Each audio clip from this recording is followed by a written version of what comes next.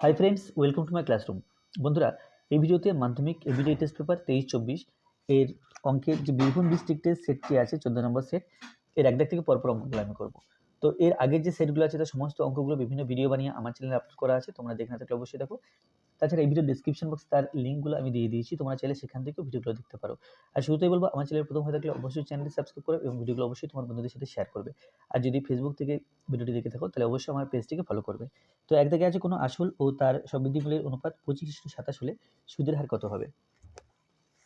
তাহলে আই সমান P/100 এই সূত্র দিয়ে করতে হবে অঙ্কটা। অন্যভাবেও করা যায়, কিন্তু এই সূত্র দিয়ে করলে অঙ্কটা সোজা হবে। আই সমান P/100। তাহলে এখানে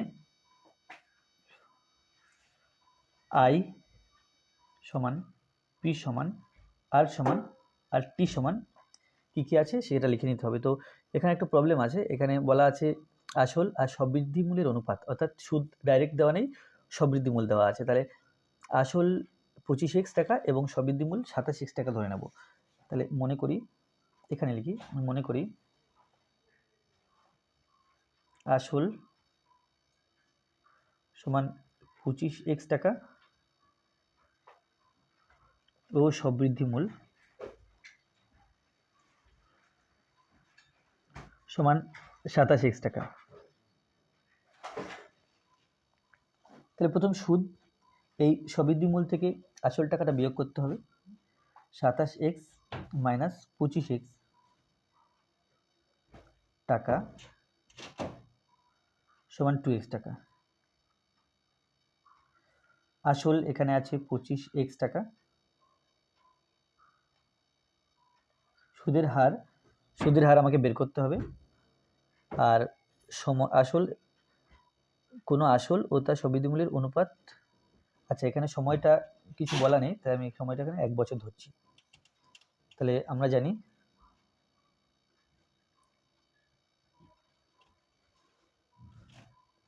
জানি যে আই সমান P/100, যেহেতু আর এর মান বের করতে হবে তাহলে P/টি বজ্রগুণ করে নিই। P/টি সমান 100i, এখান থেকে লেখা যাবে আর ইজ ইকুয়াল টু 100i/pt সমান 100 ইন্টু আই এর মান এখানে 2x বাই পি এর মান এখানে 25x ইন্টু টি এর মান এখানে টি এর মান 1, x কেটে দিলাম, 25 আর 100 কাটলে 4 হবে। তাহলে এটা হচ্ছে 4 দুগুণ 8, অর্থাৎ 8%।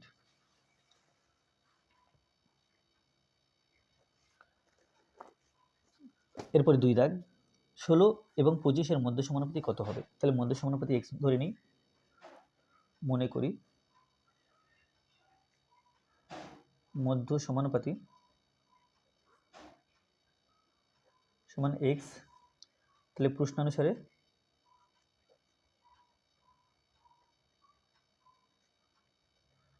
আমরা জানি যে প্রথম সমানুপাতি বাই দ্বিতীয় সমানুপাতি সমান দ্বিতীয় সমানুপাতি বাই তৃতীয় সমানুপাতি, অর্থাৎ 16x আর 25 প্রথম, দ্বিতীয়, তৃতীয়।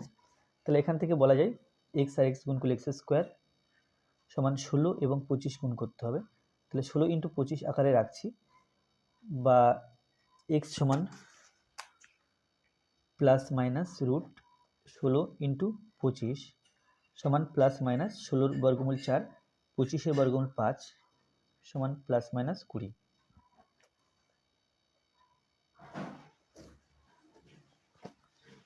তিন দাগে আছে এবিসিডি বৃত্তস্থ চতুর্ভুজের কোণ এ 80 ডিগ্রি, তাহলে কোণ সি এর মান কত।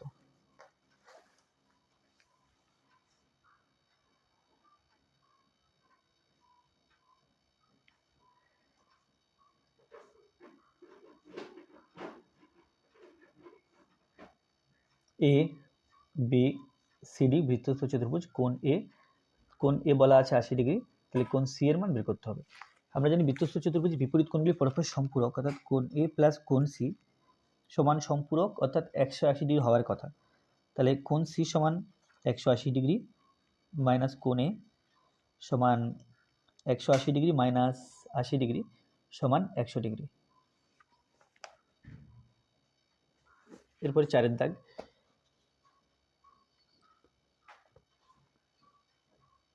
দেখা গেছে sine theta minus cos theta সমান 0 হলে থিটার মান কত? Sine theta minus cos theta, sine theta minus cos theta সমান 0। এখান থেকে থিটার মান বের করতে হবে। তাহলে আমরা লিখতে পারি সাইন থিটা সমান কস থিটা, আর কস থিটাকে সাইন থিটা লিখলে থিটার জায়গাতে 90 ডিগ্রি মাইনাস থিটা লিখতে হবে। তাহলে সাইন সাইন উভয় ডিগ্রি তুলে দিলে এখান থেকে পাই থিটা সমান 90 ডিগ্রি মাইনাস থিটা, বা থিটা প্লাস থিটা সমান 90 ডিগ্রি। তাহলে এখান থেকে পাই 2 থিটা সমান 90 ডিগ্রি, বা থিটা সমান 90 ডিগ্রি বাই 2, এটা ইজ ইকুয়াল টু 45 ডিগ্রি, অর্থাৎ থিটা সমান 45 ডিগ্রি। পার্থক্য আছে ঘনকের বাহুর দৈর্ঘ্য এ একক হলে ঘনকটির কর্ণের দৈর্ঘ্য হবে a√2 একক বা √2 a একক, অর্থাৎ এটা এ উত্তর। তারপরে আছে 6 দাগে 6, 8, 10, 12, 14, 16 রাশিগুলি মধ্যমা। এখন মধ্যমা আমরা সেই সূত্র দিয়ে লিখতে পারি, আবার মুখে মুখেও করতে পারি। মধ্যমা মানে মাঝখানে যেটা আছে, তাহলে এদিক দিয়ে দুটো বাদ দিলাম, এদিক দিয়ে দুটো বাদ দিলাম, মাঝখানে থেকে 10 আর 12, তাহলে 10 আর 12 গড় করলে মধ্যমা পাওয়া যাবে, সমান 22/2 সমান 11। তাহলে মধ্যমা হবে 11। শূন্যস্থান পূরণ করে যে কোনো 5টি অংশীদারি কারবার ড্যাশ ধরনের হয়। তাহলে আমরা জানি অংশীদারি কারবার দুই ধরনের হয়, সরল অংশীদারি কারবার আর মিশ্র অংশীদারি কারবার। দুই দিকে আছে √72 মাইনাস √32 এর মান কত হবে? √72 মাইনাস √32, তাহলে 72কে যদি উৎপাদকে ভাঙা যায় 2, 36 দুগুণ 72, 2, 18 দুগুণ 36, 2, 9, 3, 3, আর 32কে যদি উৎপাদকে ভাঙা যায় 2, 16, 2, 8, 2, 4, 2, 2, তাহলে √72 এর জায়গাতে 3খানা 2, 2খানা 3, 2 ইন্টু 2 ইন্টু 2 ইন্টু 3 ইন্টু 3, আর √32 এর জায়গাতে 5খানা 2, 2 ইন্টু 2 ইন্টু 2 ইন্টু 2 ইন্টু 2, তাহলে রুটের মধ্যে জোড়া জন্য বাইরে একটা আনতে হয়। তাহলে এখানে হবে এক জোড়া 2 আছে, একটা 2, এক জোড়া 3 আছে, একটা 3, এই 2 এর কোনো জোড় নেই, তাহলে এই 2 থাকছে, মাইনাস এই এক জোড়া 2, একটা 2, এক জোড়া 2 জন্য আবার একটা 2, এই 2 এর কোনো জোড় নেই, তাহলে √2 সমান 3 দুগুণ 6, 6√2 মাইনাস 2 দুগুণ 4, 4√2, 6টা √2 থেকে 4টে √2 বিয়োগ করলে 2খানা √2 থাকে।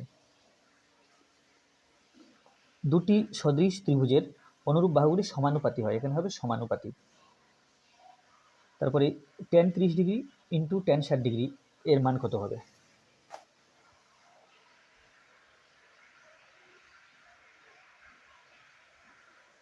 tan 30 degree into tan 60 degree এর মান আমরা এভাবে দুরকমভাবে করতে পারি। tan 30 ডিগ্রি 1/√3, tan 60 ডিগ্রি √3, কাটাকুটি করলে 1, এভাবে করতে পারি। বা আবার করতে পারি যে tan 30 degree into tan 60 degree সমান tan 30 ডিগ্রি, এই 60 ডিগ্রিকে চেঞ্জ করে লিখতে পারি tan 90 ডিগ্রি মাইনাস 30 ডিগ্রি, 90 থেকে 30 বিয়োগ করলে 60 হয়, তো এখান থেকে লিখতে পারবো tan 30 ডিগ্রি ইন্টু এটা কট হয়ে যাবে, কট 30 ডিগ্রি সমান tan 30 ডিগ্রি, আর কট মানে 1/tan 30 ডিগ্রি কেটে দিলাম, তাহলে 1 হলো। এভাবেও করা যায়, আবার এভাবেও করা যায়। 5 থেকে আছে একটি নিরেট লম্ববৃত্তাকার চোঙের তল সংখ্যা কত? তাই নিরেট লম্ববৃত্তাকার চোঙ এর তল সংখ্যা হবে উপর নিচে একটা করে বক্রতল, এই একটা করে সমতল আছে আর একটা বক্রতল আছে। যদি চোঙটা এরকম হয়,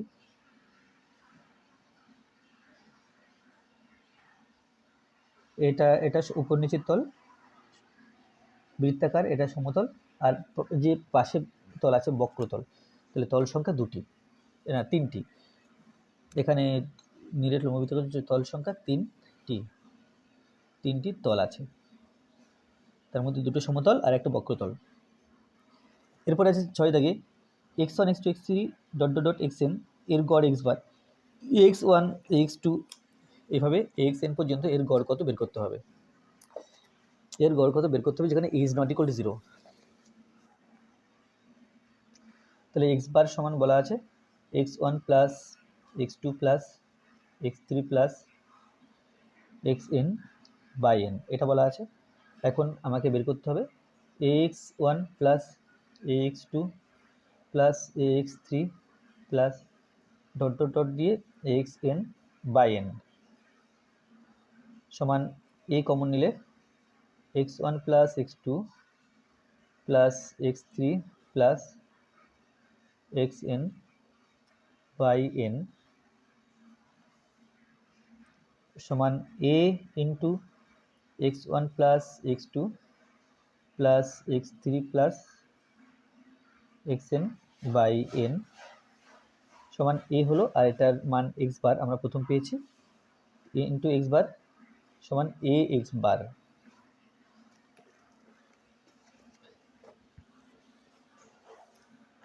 এরপরে সত্য বা মিথ্যা লিখতে হবে। বার্ষিক 10% চক্রবৃদ্ধি সুদের হারে 100 টাকার 2 বছরের সমূল চক্রবৃদ্ধি 121 টাকা হবে। তাই 10% হার সুদে 100 টাকা 2 বছরের সমূল চক্রবৃদ্ধি বের করতে হবে। তো যেহেতু 10% হার সুদে আছে তাহলে 100 টাকায়, আচ্ছা তাহলে এখানে প্রথম বছর আসলে এইভাবে লিখি, প্রথম বছরের আসল সমান 100 টাকা, প্রথম বছরের 10% সুদ সমান 100 টাকা 10% সুদে 10 টাকায় হবে, দাগ দিয়ে দ্বিতীয় বছরে আসল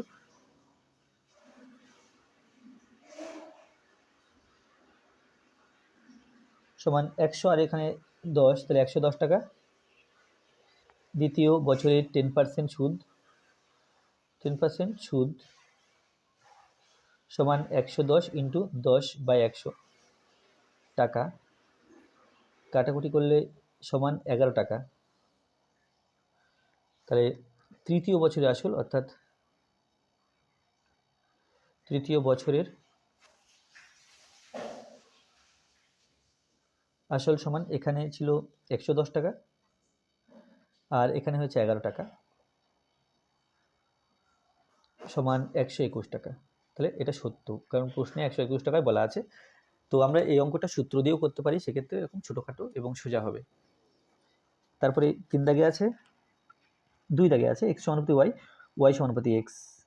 ও এখানে আছে 2 দাগে এক্স সমানুপাতি ওয়াই হলে ওয়াই সমানুপাতি এক্স, এটা সত্য কথা, 2 দাগে সত্য।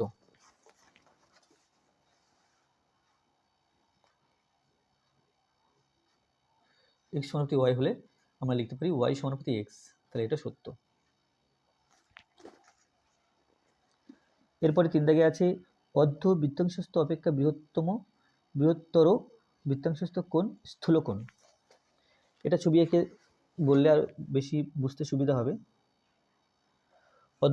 অর্ধবৃত্তস্থ কোণ অপেক্ষা বৃহত্তর বৃত্তাংশস্থ কোণ, আমি টোটাল একটা এখানে বৃত্ত আঁকলাম, এটা ব্যাস, তাহলে এখান থেকে এই পর্যন্ত এটা অর্ধবৃত্তস্থ কোণ, তাহলে সেই কোণটা কি হয় না 90 ডিগ্রি হয়, এই কোণটা 90 ডিগ্রি হয়। এবার যদি এই বৃত্তচাপটা বেশি করে নিই অর্থাৎ এরকম জায়গাতে নিই, তখন দেখব যে এই কোণটা 90 ডিগ্রি অপেক্ষা ছোট হচ্ছে, অর্থাৎ এটা সূক্ষ্ম কোণ হচ্ছে।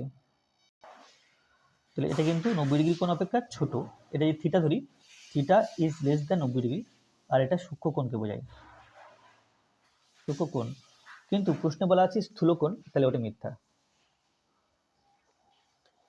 এরপরে 3-4, 3-4 বলা আছে, এটা হয়ে গেল 3-4, sine square 40 degree plus sine square 50 degree is equal to 1। Sine square 40 degree plus sine square 50 degree, তাহলে সমান sine square 40 degree plus sine square, আমরা জানি 50 ডিগ্রিকে 90 ডিগ্রি মাইনাস 40 ডিগ্রি লেখা যায়, তাহলে পেলাম সাইন স্কয়ার 40 ডিগ্রি আর সাইন 90 ডিগ্রি মানে theta, এটা কস স্কয়ার, কস থিটা অর্থাৎ কস স্কয়ার 40 ডিগ্রি, তাহলে এটা সমান 1 হবে, কারণ আমরা জানি যে sine square theta plus cos square theta এটা সমান 1 হয়। এখানে থিটার জায়গাতে 40 আছে, তবু এর মান 1 হবে। তো 5 দাগে আছে একটি নিরেট অর্ধগোলকের বক্রতল ও সমতল এর ক্ষেত্রফলের অনুপাত 3:1। একটি নিরেট অর্ধগোলক, তার বক্রতল এবং সমতলের ক্ষেত্রফল বের করতে হবে। তো অর্ধগোলকের ব্যাসার্ধটা ধরে নিই প্রথমে। মনে করি অর্ধগোলকের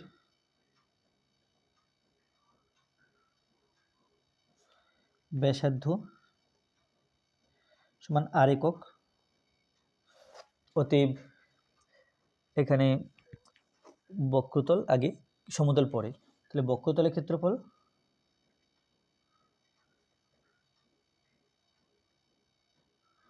ইজ টু সমতলের ক্ষেত্রফল,